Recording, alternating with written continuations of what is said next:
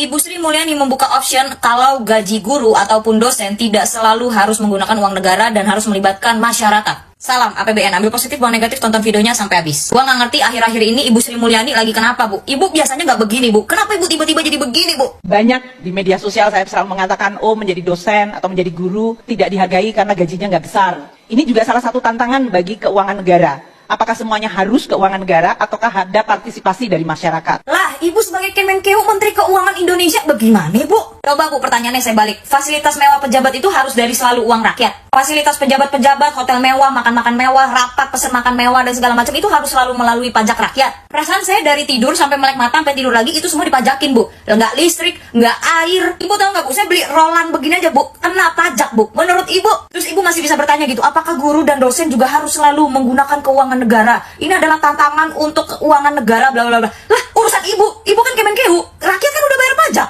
Gaji kita orang aja, Bu, yang nggak seberapa, bahkan tidak mencapai UMR, Bu, itu aja masih kena pajak, Bu. Beli makan kena pajak, beli minum kena pajak, itu kebutuhan pokok, Bu. Belanja kebutuhan apa segala macam kena pajak. Bu, ini kita dari bangun tidur, aktivitas kita sehari-hari itu sudah include pajak, Bu. Lewat jalan kena pajak, beli bensin kena pajak, beli tanah kena pajak, jual tanah kena pajak.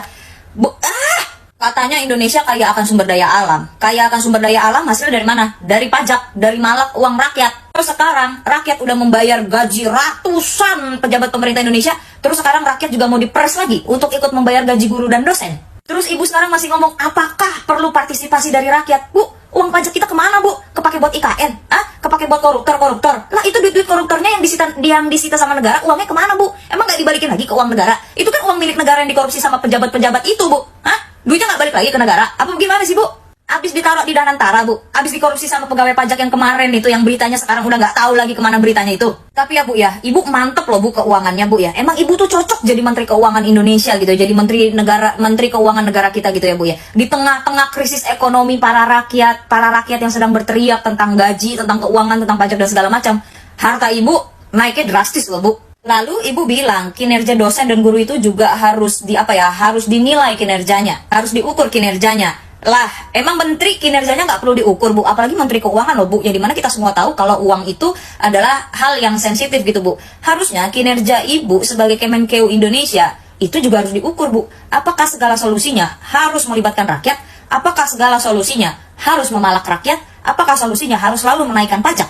Katanya ada efisiensi anggaran, Bu. Lah, pemerintahannya, pejabatnya, orang-orangnya, itu diefisiensikan juga apa enggak? Jangan selalu rakyat yang dipangkas, Bu. Pejabat itu juga termasuk rakyat. Pejabatnya juga harus diefisiensikan. Anggarannya harus dipangkas, entah gaji, entah bonus, entah tunjangan, entah apapun itu. Dipangkas, Bu. Jangan cuma apa-apa pajak naikin aja. Apa-apa rakyat, apa-apa partisipasi rakyat. Lah, giliran lu pada hura-hura, lu pada jalan-jalan, rakyat nggak ikut berpartisipasi tuh.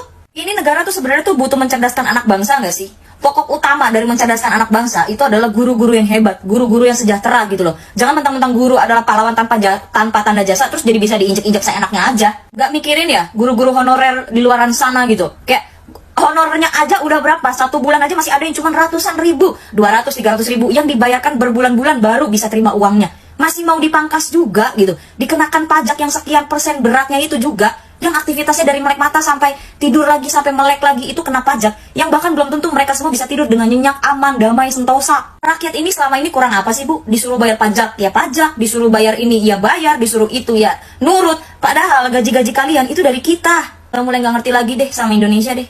Nggak ngerti.